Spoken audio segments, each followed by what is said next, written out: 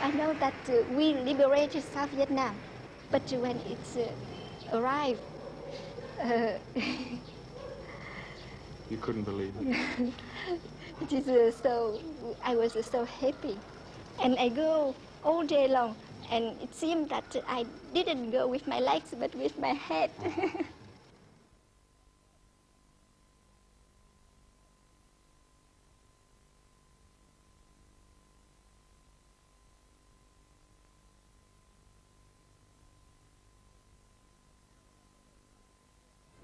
Do you remember Vietnam? Do you remember all those television pictures of faraway suffering, of reporters shouting over the noise of meaningless battles? Vietnam ran longer than Z cars, and at times had popularity ratings even higher than Kojak. This is Saigon, 1978, now called Ho Chi Minh City. I left Saigon with regret on April the 29th, 1975, on one of the last helicopters on the last day of the longest war this century.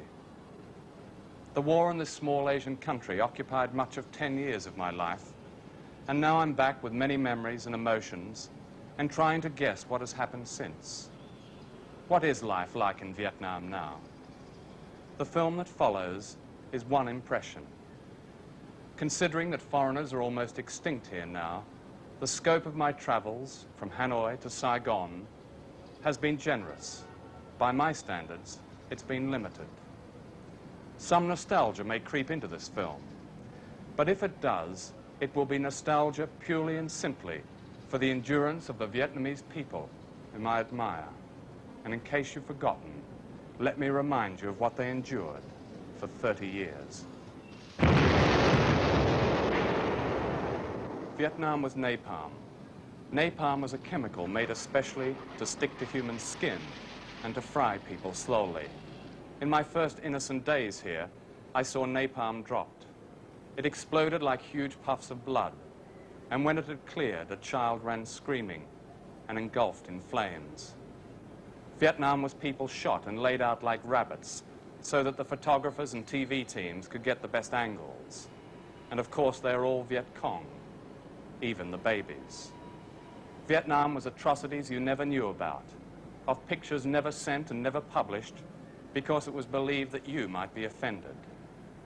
Vietnam was riding on a helicopter with a heap of dead and dying young GIs, and one of them saying just before he died that his mother believed that Vietnam was somewhere near Panama. Vietnam was drug-addicted kids selling jasmine here in the streets of Saigon, and gray-suited men thousands of miles away mouthing relentless platitudes about peace with honor. Above all, Vietnam was a war of rampant technology against people. For me, it was always difficult to walk away from them, but even more difficult to look them in the eyes, and it still is.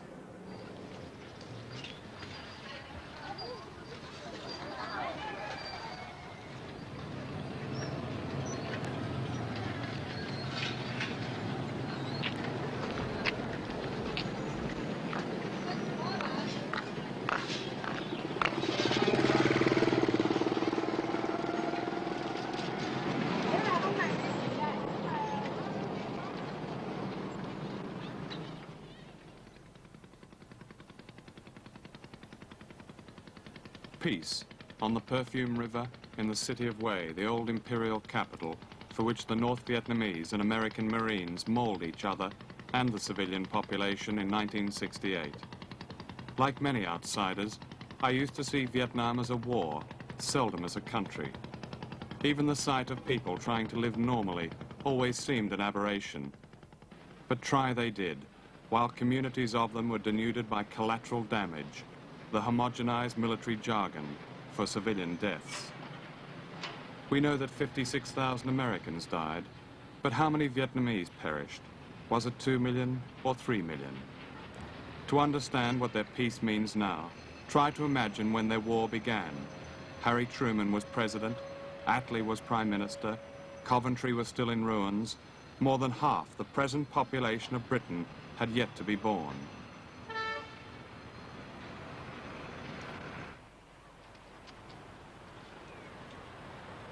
During many visits, I tried to keep track of one Vietnamese family, but pursuing the hurricane of tragedy that roared through their lives was impossible. Of 4 brothers and 3 sisters, none survived. The last to be killed was Kim, a teacher. I remember him listing the names, ages and details of his family's demise like an auctioneer. We feel trapped, he used to say, between the Americans whom we despise and the Northerners whom we fear. The real tragedy of Vietnam is that all our suffering will never earn us a choice. I'll just interrupt and ask, did the Americans know that the Viet Cong were established in tunnels under the ground? Did they know of the existence of this base? Thưa, tôi muốn hỏi là bọn Mỹ nó có biết là lực lượng của chúng ta tập trung ở tại địa đạo ở đây không? Vâng, biết. They know it. Do đó đã This was the largest and most secret Viet Cong base in South Vietnam, at Cu Chi near Saigon. And this man was a leader of the Viet Cong. His military code name was Min Number 4. Beneath us lies a remarkable series of tunnels through which an army of guerrillas crawled from village to village, living their lives in darkness, emerging at night to resupply and to ambush.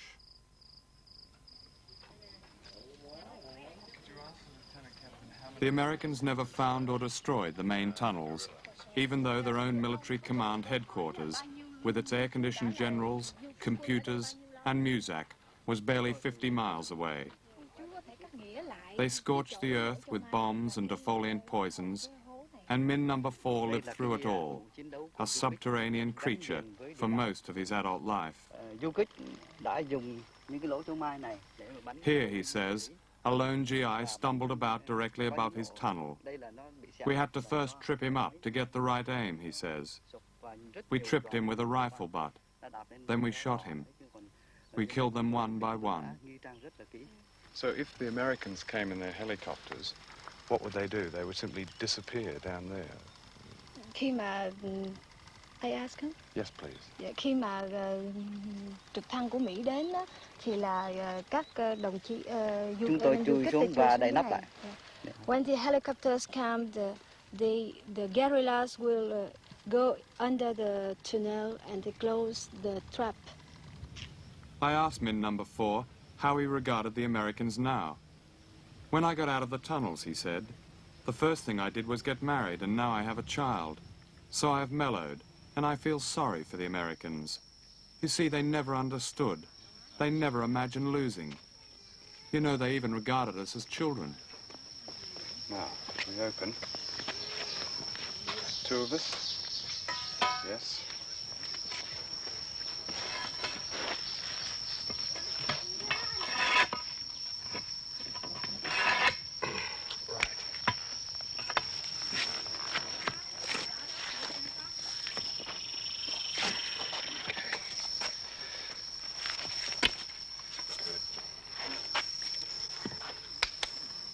Okay.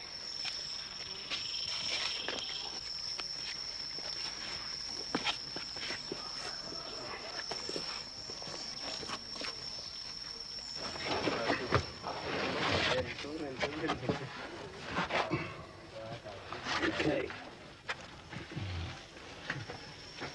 Well, this was a Viet Cong base for 15 years, and the Americans, all those years, fought some of their fiercest battles about here and had no idea it was here. A whole regiment of men used to move underground, and this man was here through all that time, underground. 20 years, fighting in conditions like this.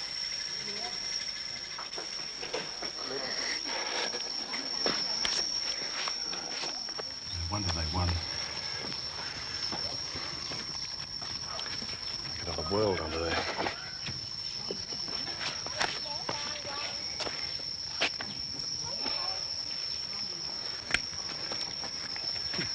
This man moved through the tunnel like a snake. I've never seen anything like it. This is how the Viet Cong lived and fought for almost a generation. The network of tunnels ran for 200 miles.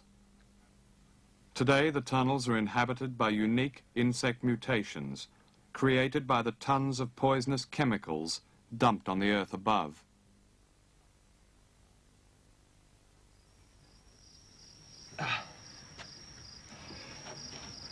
This dirt chamber, now exposed, was a central operations room. From here was planned, by candle and torchlight, the beginning of the defeat of the greatest military power in history. Today, as Vietnam prepares to open up to the West, the survivors of the Viet Cong, like Min No. 4, are in training once again as tourist guides.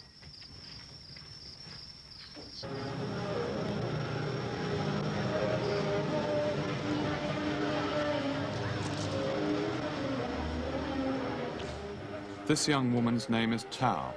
She is a tourist guide in a war crimes museum, a kind of Disneyland of carnage, which now displays examples of every devilish device that was used against them.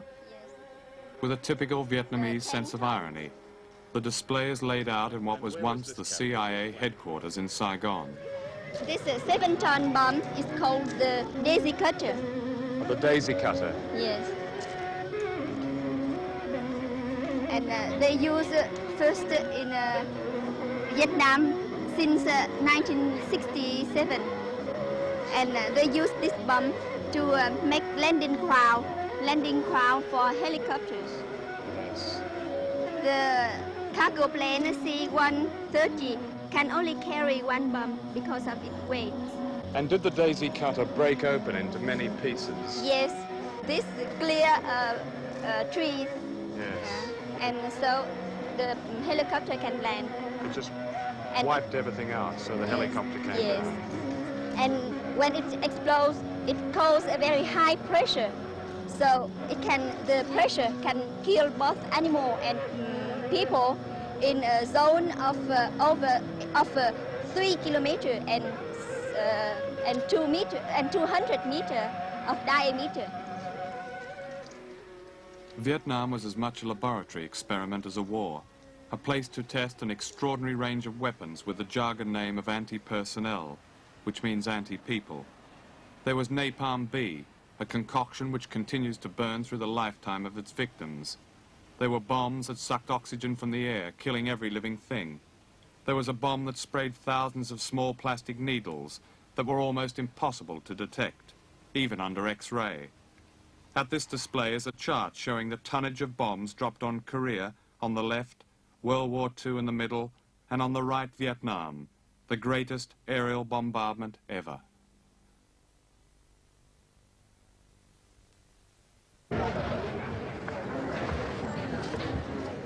At Christmas 1972, American B-52 bombers carried out the largest single aerial bombardment in history here in the streets of Hanoi. Few outsiders witnessed it, and you never saw it on television. At 10 o'clock on that Boxing night, a B-52 flying at 30,000 feet laid a carpet of incendiary bombs down this street. The bomb aiming was brilliant. The bombs hit every third house, every third block of flats, and a kindergarten. Shortly after that, I came here, and one of the survivors told me we sang as the bombs came down, all of us, very loud. Why? Because in Vietnam, we had to believe that singing was louder than bombs. After that, it was found that some 30,000 children in Hanoi alone had lost their hearing because of the bombing on that Christmas.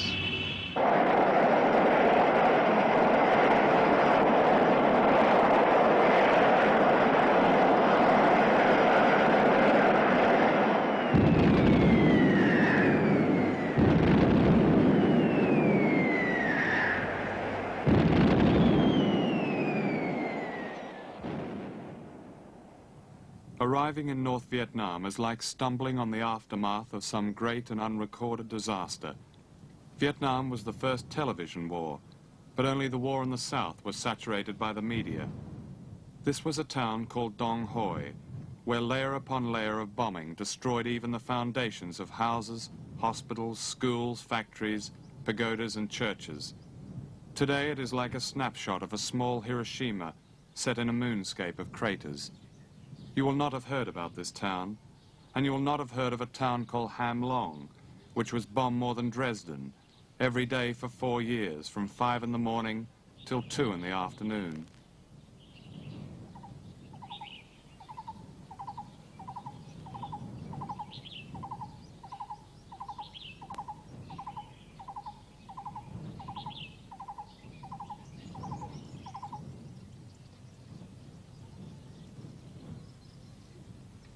Those who survived did so by developing their ingenuity and patience to the extreme human limits. One of their secret weapons, since Dien Bien Phu, the venerable bicycle, is now being pressed into the service of reconstruction. Each one is designed to carry half a ton of supplies for up to 500 miles. And when the American bombers had gone, the paddies would come alive with small groups of mostly women and children who swam pontoons into place to keep the convoys moving south, then dismantled them and hid them before sunrise. All life went underground. Whole factories, schools, hospital wards and operating theatres. The same ingenuity and determination exist today, but I suspect these will not be enough to rebuild their country, and unless Vietnam gets the technology she now craves, irrigation schemes such as this will be all for nothing. To the west is the Ho Chi Minh Trail, a road to victory they called it, though victory is a word not much heard in North Vietnam today, as its memory is chastened by an unexpectedly brutal normality. In the villages from here to the mountains, people are now living on the brink of famine. Rice is being rationed to just 6 pounds per person per month. That's less than even Bangladesh. The reason stems from 2 crop failures and the sudden grafting of the alien economies of the North and South. The Vietnamese reckon that unless 10 million people are moved from the cities back to the countryside, the normality of Vietnam will simply change from one of war to starvation.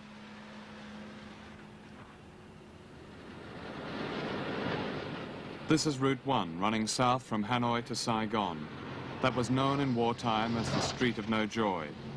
It was a nickname shared with equal good reason by the guerrillas who depended on its convoys and by the American pilots who blitzed it. And this river marks the 17th parallel, which divided North and South Vietnam. The line was arbitrary and was set by the Geneva Conference on Indochina in 1954, when the then U.S. Secretary of State, John Foster Dulles, the high priest of the Cold War, decreed that communism was to stop here, and his client state in Saigon was to be preserved at all costs. For a decade, thousands of U.S. Marines dug in the demilitarized zone just south of here, with orders not to go an inch forward. In 1967, I flew here and spent some time with them, and the helicopter that brought me was blown up in the mud as it tried to take off again. Such were the appalling conditions of war. 6 months of mud, 6 months of dust. They're an extraordinary group, mostly volunteers, blacks escaping the ghetto, and poor whites weaned on John Wayne. Day and night, they were pounded with artillery, mortar, and rockets. They lay in their trenches, in their own blood and dirt, and with their frustrations. I should say that few soldiers have endured such conditions and have resisted so bravely for so long in the cause of nothing. A soldier came down from Dien Bien Phu with silence in his eye. He told of many a night when fire was the sky. Told of many a morning when the bravest of men would cry, knowing that through Satan's earthbound magic many more would have to die. Many more would have to die, yeah. Many more would have to die. Many more would have to die, yeah. Many more would have to die. Many more would have to die, yeah.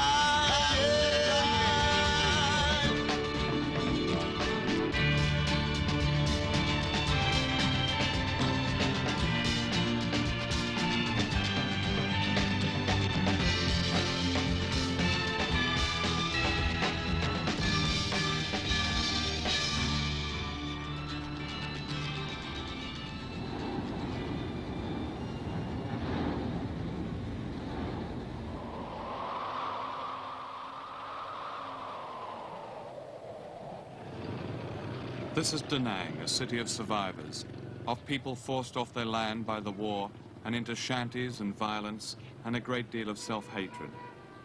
Da Nang was the biggest American base and the biggest whorehouse in all Vietnam. The American world and the world of the Vietnamese, the Gooks, only touched at points of war and rape. The base was like a giant bubble in which martinis were served at happy hour and prime-cut steaks were devoured beneath plastic chandeliers. Da Nang's economy was based on a network of pimps and prostitutes and beggars, all of them to satisfy the needs of the foreign soldiers. And when the foreign soldiers were tired from battle, they were given a game to play called Wham, which was short for winning hearts and minds. Just grab them by the balls, they'd say, and their hearts and minds will follow.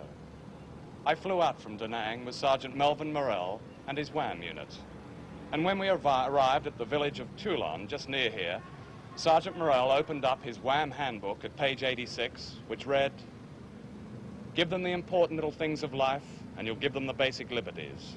So Morrell and his men handed out packets of Uncle Ben's processed miracle rice, chocolate bars, Superman comics, and 7,000 toothbrushes. That evening, there were several shots outside our camp, and Morrell and his men opened up with everything, destroying most of the village and killing 10 people. And the next morning, through the smoking ruins, came his commanding officer, Colonel Richard E. Trueball. "Well, Morrell," said the colonel, "how's the pacification program going?" "Well, sir," said Morrell, "toothbrushes went down a dandy, but these gooks sure have strange ways of going to the bathroom." "Never say die, Morrell," said the colonel. "Tomorrow I'll send you in some electric flush lavatories." And he did, in green, pink, and yellow. I think it's important to recall stories like that when trying to understand what Vietnam's like now. The people here live under a strict post-war regime. Some of them oppose it and even yearn for the old days. But no longer are they gooks, fit only to be house-trained, the objects of absurd lethal games like Wham. The violence and tension I once knew in the streets here are all but gone. And the little subtle ways of Vietnamese civilization are slowly coming back. Courtesies and spontaneous sensuality with people touching each other once again, and families going on outings, and the parks and museums full, and footballers training, and children playing. Important, normal, peaceful little things. None of them mentioned in the Wham handbook. Today, Vietnamese schoolchildren sing a melancholy song about fires still to be put out. The fires being Vietnam's post-war problems, which are almost too numerous to comprehend. For example, South Vietnam is a live minefield and will remain one for generations. This beach at Da Nang is one of the few places where people can walk in safety. Here in 1965, the first US Marines stormed ashore Hollywood style, to be garlanded by schoolgirls in flowing white tunics who stood at the water's edge and sang "The Stars and Stripes Forever."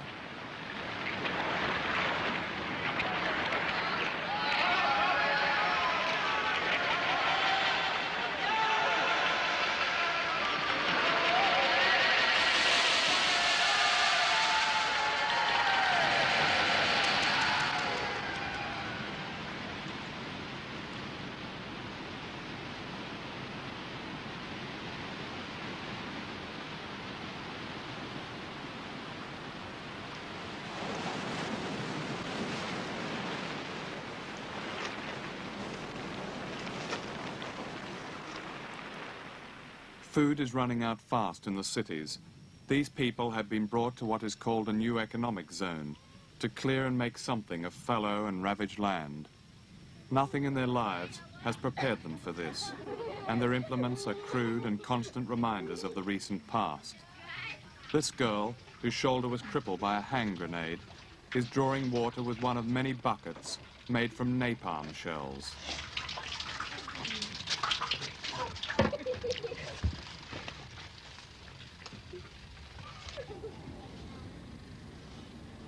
The land itself is a legacy of the war.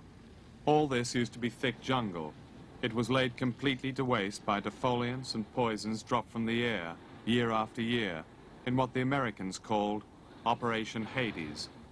44% of Vietnam's forests were destroyed in this way. The chemicals used were banned in the United States long ago because it was found that they not only poisoned the earth for up to 50 years, but also caused deformed babies. Where there was once forest, there is now the searing heat of a wilderness in which is sown the seeds of human mutations. Even when, in 1969, it was found that Vietnamese mothers were producing deformed babies after drinking and eating here, the poisoning did not stop. Operation Hades was merely changed to the more friendly and more politically acceptable Operation Ranch Hand. You know, there are so many ironies in the history of Vietnam. On September the 2nd, 1945, right where this mausoleum was, they ran up the flag of the Republic when the Viet Minh, led by Ho, had taken power in Hanoi. And who helped them take power? The Americans. Standing in the square was an American serving officer called Major Archimedes Patty, saluting the flag of the new Vietnamese Republic.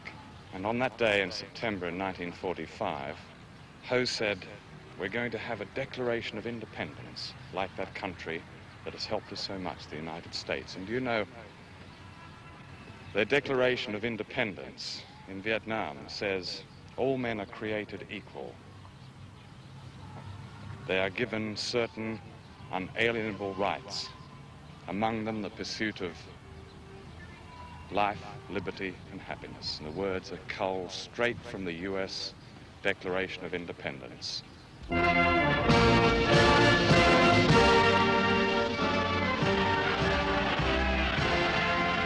We want nothing for ourselves, only that the people of South Vietnam be allowed to guide their own country in their own way.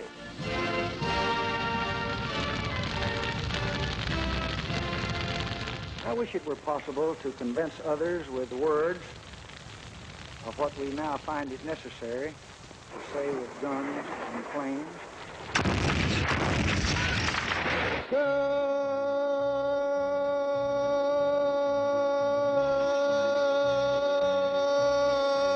Good morning, Vietnam. Welcome to the Dawn Buster. Let's have some fun. From Saigon, this is the American Forces Vietnam Network. Yesterday, all my troubles seem so far away. Now it looks as though they're here to stay. Oh, I believe in yesterday. Suddenly, I'm not half the man I used to be. We shall pay any price, bear any burden, meet any hardship, support any friend, oppose any foe to assure the survival and the success of liberty.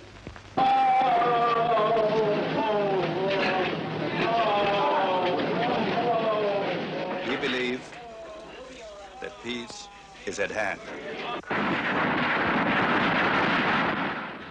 It is inevitable that in a war of such complexity that there should be occasional difficulties in reaching a final solution.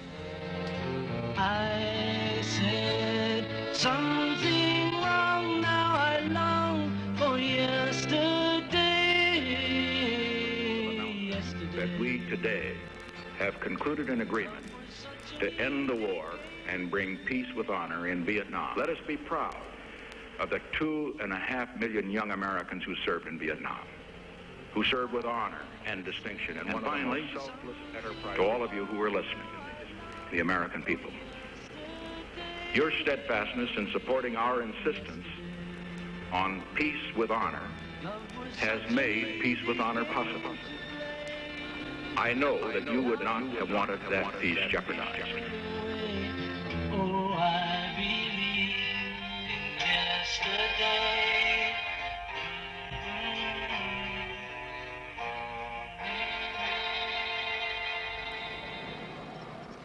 This is Ho Chi Minh City, though at heart it's still Saigon. and it's still in shock. Forlorn street photographers still seem to be waiting for the GIs and their bar girls to come back, and no doubt there's still no film in their cameras. The American tap has been turned off. The greatest consumer society in the world that produced nothing, except about $1,800 millionaires, is like an old whore with a hangover. All the bloodbath propaganda has been proved totally false. I remember one desperate broadcast that implied that even the Virgin Mary was about to leap on a helicopter, but there is no sign that she did. The churches are full, though many of the faithful are no doubt praying for the bad or good old days to come back. Most private businesses have closed. Many of the Chinese who control the black market have gone, panicked as much by Peking's sudden and hysterical interest in its money-grubbing compatriots as by their inevitable destitution. The Continental Palace Hotel, where Graham Greene wrote The Quiet American, maintains its seedy grace. The Vietnamese middle classes have simply been left to wither on the vine. They are sad people, for when their last possession is finally sold, and they go to the authorities to plead poverty, they are directed to the trucks that leave every morning for the countryside and a harsh new life. This is the center of Saigon. Here there used to be probably the most horrible statue in the world. It was an old Saigon regime soldier, two of them, one pushing the other, and the American joke was that it was the American pushing the Vietnamese into war. It said a lot about the war, and said a lot about the regime, I suppose. It was made of quickset cement, which was sprayed onto a swaying frame and had the effect of papier-mâché. It was hollow. And now they've put this up. In fact, on the first day of the liberation, they blew it up. Quite right, too. It was horrible. I suppose my first feeling, and I've only been in Saigon a few hours, is what on earth are these people thinking? I mean, in the old days, they wouldn't stare at us. They're so used to us. Kids would beg. Maybe they still do beg, I don't know. But the population has thinned out. But one must be pleased that I haven't yet seen crippled little kids who used to sell jasmine flowers, and veterans of the Saigon army used to come at you like crabs across the pavement with a sawn-off Diet Cola can, hold it out. Please money, please money. The extraordinary thing is to watch the men from Hanoi, the northerners, who are like country boys. They're still obviously in awe at this Sin City. I mean, it's extraordinary. These men have come down from the north, from a completely agricultural communist society, into the most wicked city, if you like, in the east, and the most capitalist society. I mean, they hadn't seen all these Hondas before. They hadn't seen bar girls. The difference between the two cities, I suppose, is the difference between, say, New York and Shrewsbury. And you can tell the northerners, they're tall, rather doe-eyed. The Saigonese are hustlers.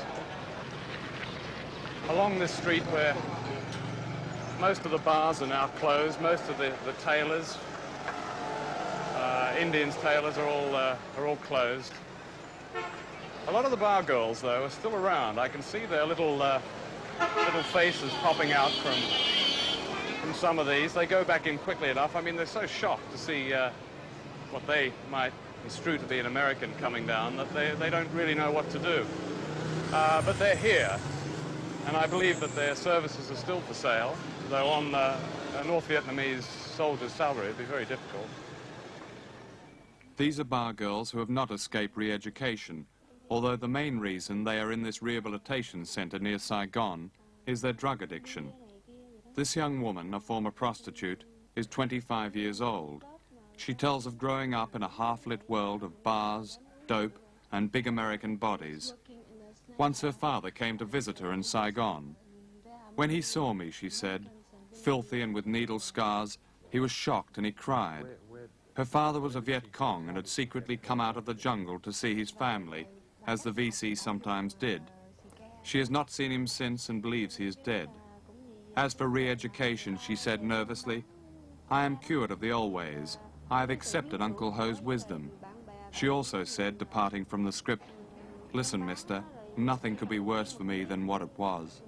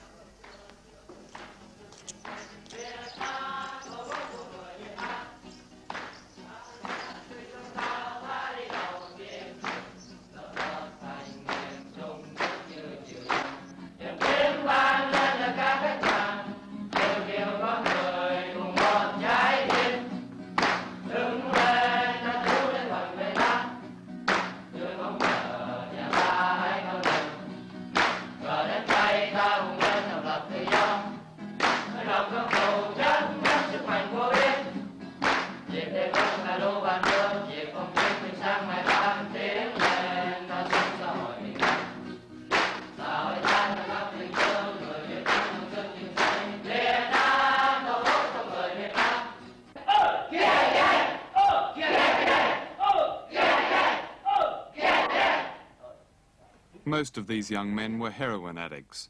They are street pushers, thieves, students and soldiers of the old South Vietnamese army. They are withdrawn from their habit by constant exercising, yoga and acupuncture.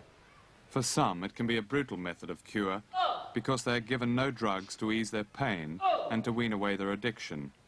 There is perhaps little else the new authorities can do, as there are more than 500,000 addicts amongst the flotsam of the war, including those who took their first opium pipe under the French half a century ago. These are the true faces of suffering, of a society colonized, vandalized and bombed.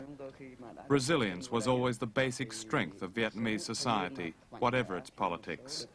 This man, a former soldier, is typical of many who represent the total collapse of this resilience. He told me, "Sure, I'm cured," but he is not cured at all. He is also terrified that he will say anything out of step with his re-education. He must surely wonder about his life. His last masters gave him drugs and ignominious defeat. His present masters give him press-ups and words that are meant to vacuum clean his mind.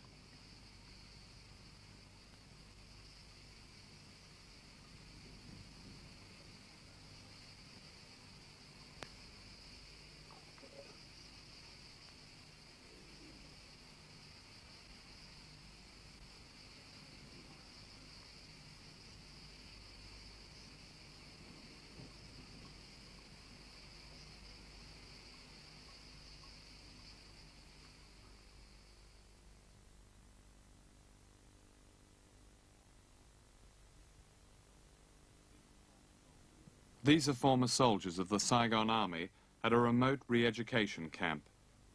And these were their generals. I know of an army doctor whose family has had no news of him for 3 years, and yet his son-in-law has been released from a camp and is working again as an architect. He said there was little brutality, but suicides were not uncommon. Here at another re-education camp, defeated soldiers heave a plough through the mud of a paddy. Most are the generation of war, streetwise, battle-wise, helicopter-wise, but few are peasants. Once they were members of the 4th largest army on earth. When our camera turned away, one young soldier glanced quickly at his guard, looked straight at me, and mouthed that universal 4-letter word and rammed 2 fingers to the sky. Just how do you re-educate such bitterness? How do you explain to these former conscripted men who fought in the cause of America, whatever that was, that Americans are now being welcomed and courted in Hanoi? How do you explain that his new communist masters have offered unconditional diplomatic ties with America? How do you explain that the former hawkish American Defense Secretary, Robert McNamara, wants the World Bank, of which he is now head, to lend money to communist Vietnam because he is impressed with the movement of people to the new economic zones? People like these soldiers. Was it not Mr. McNamara who dreamt up an electrified fence around South Vietnam that would, in his words, sanitize the nation against the disease of communism? explain all that, and you will explain the game in which these bitter young men were the pawns.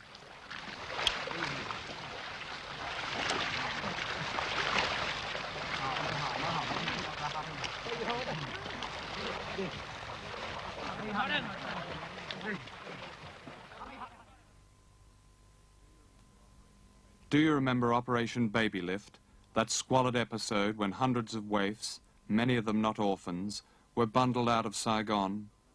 Do you remember this horrific picture? 150 babies died when a so-called mercy plane crashed on takeoff. The children were taken from Vietnam for dubious charitable motives and to polish the peacemaking image of Richard Nixon's successor. Tập thử ra, bên phải. Bên phải, quay. Sáng nay đàn chim riu rít, 2, 3. Sáng nay đàn chim riu rít, trên con đường. Those of you who recall the assault on your emotions caused by Operation Baby Lift will be pleased to learn that the thousands of street children, orphans and handicapped kids left behind are receiving a care that has a national priority in the new Vietnam. It is a care that covers equally the small nation fathered by Americans. The mixed children at this Saigon orphanage, the Young Flower School, are totally accepted as Vietnamese. They are taught self-reliance. They have their own vegetable garden, cow, fish pond, and barber shop.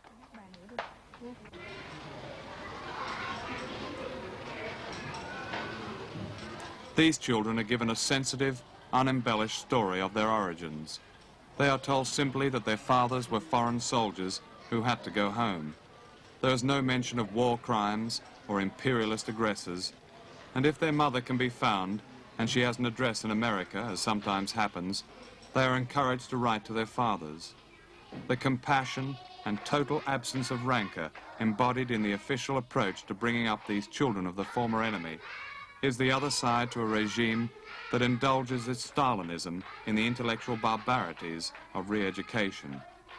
For me, it expresses a generosity of spirit that is especially Vietnamese.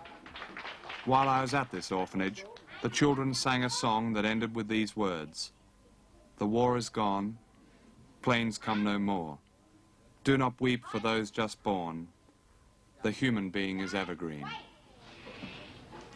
Đấy, nghiêm, chào.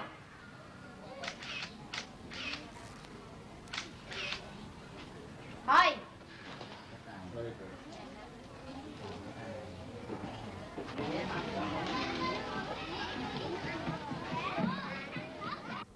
Tao, my guide at the War Crimes Museum, was imprisoned in the tiger cages on Con Son Island.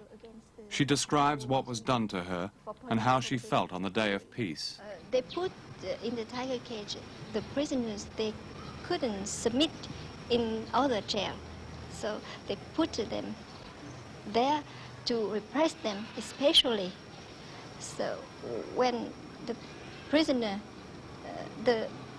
always object, always protest to go into the tiger cage. So they beat them first. In the tiger cage, with the roof, there is a passage on the ceiling. So from there, they can pour down quicklime or dirty water in cold weather.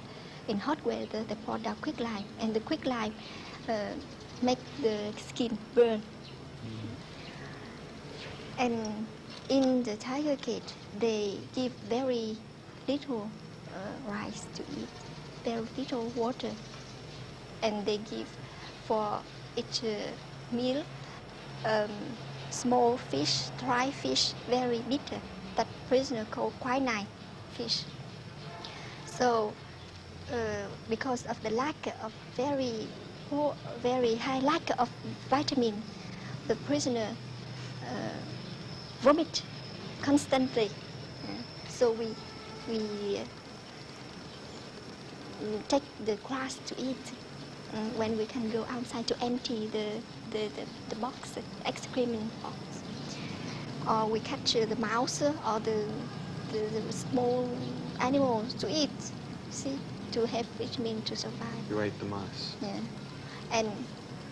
And we struggle And I think that it is the main force to help us to survive. When I was released, I couldn't walk. I couldn't walk. I was paralyzed. So I was cured in those months. But at the time of the liberation, my legs are still very weak. But I've participated in the liberation. I've planted the flag, the revolutionary flag, first in my quarter.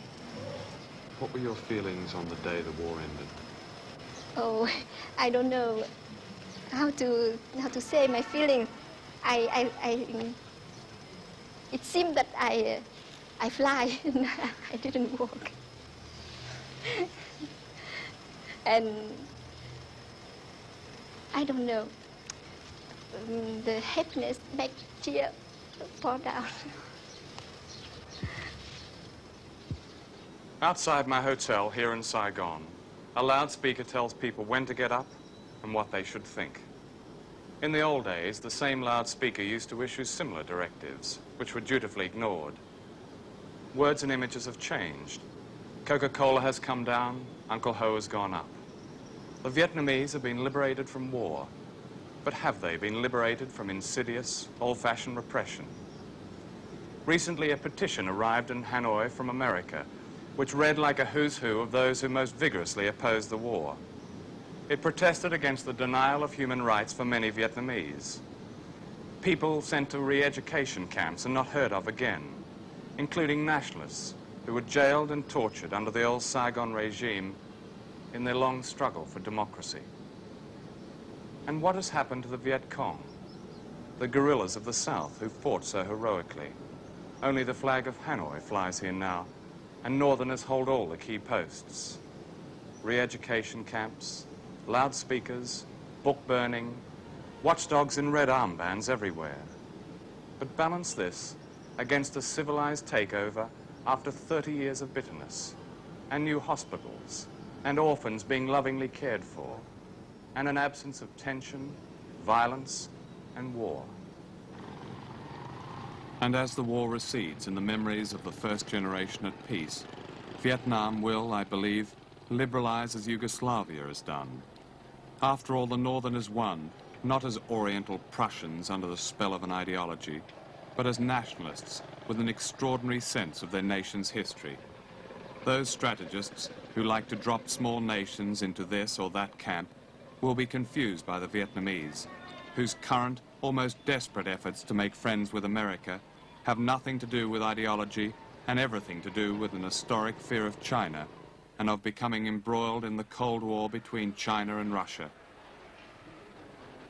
It was typical of the Vietnamese that they should take arms from Moscow, but leave the Russians in Hanoi to hear of their victory on the voice of America.